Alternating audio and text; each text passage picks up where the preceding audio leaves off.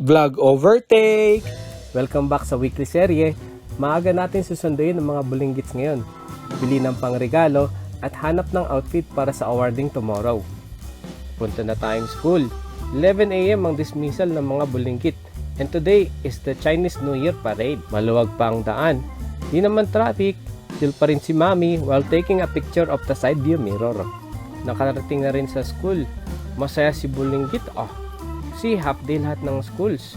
First time maimbitahan ng classmates sa birthday party, so isama na rin natin sa bibilhan ng mga regalo today. Nauna na rin kami sa Magical World of Shoe Mart. Naiwan si Mami at bibili muna ng bawon sa school. Hanap tayo ng maganda, yung magugustuhan ng mga celebrants, at higit sa lahat, yung mura. Alam mo yung mahal pero exciting. Tama, this year, etong mga kadate namin. Di maarte at pihikan. Sa Jollibee, okay na sila. Di ko alam ang gusto ng mga birthday celebrants at kung magkano ang budget. Kaya mga bulinggit na lang pagpipiliin ko. Here's the plan Go look for nice toys or clothes with the red tags and it should be below 200 pesos.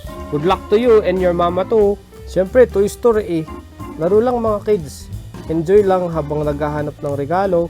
Mahilig sa scooter at sports session. Si Karel naman ay mahilig sa arts. Si Mami, yung kumanta ng wala sa tono. Wherever you want.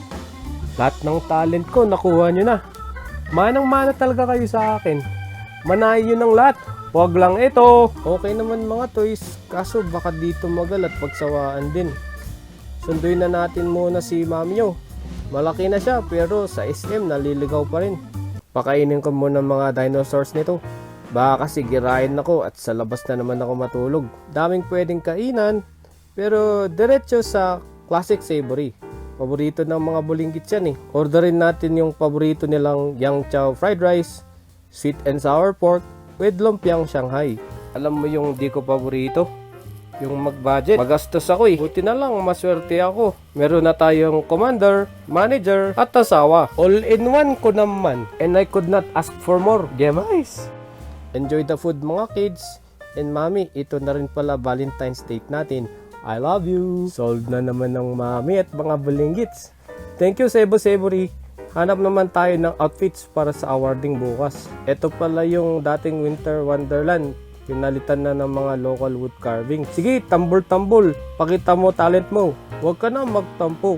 Sorry na Mami at pinaghintay kita. Balik na tayong department store. May nahanap akong mura na green t-shirt. Sakto sa lucky color ng taon na to. Chinese New Year ang theme pero gusto namin yung magagamit kahit tapos na yung event. Meron kaya dito? Tingin lang baka may magustuhan. Red naman ng meron dito. Sakto pa rin sa Chinese New Year theme. Trip talaga ni Mami ang kulay green kaya lipat naman sa next store. Ayun sale daw kaya tingin ulit. May mga green shirts naman dito. Sana may okay na design. Oy! 299! Green talaga target namin at kailangan matching outfit for tomorrow's date. May nakita kami dun pero try natin dito. Mukhang malabo dito Pero galingan mo pa rin maghanap habang binibidyo kita. On to the next ulit. Nakalimutan ko. Parade na pala. Dito tayo sa Shoe Mart balcony. Kita naman at rinig ang banda pero mas okay pa rin kung mas malapit. Pili ka ng dessert. Gutom na ulit kami. Enjoy natin ang view habang hinihintay si Mami. Hoy! Anong ginagawa nyo dyan? Kahit anong gawin nyo, di nyo na maliligtas ang pusong sawi. Ayun Thanks Mami. Quick fix ito pag bad mood at grumpy ang mga kids. Wala kaming nabiling regalo para sa mga birthday celebrants. Hanap na lang kami sa ibang store. Pero may nabili naman kaming outfit para bukas. The next day.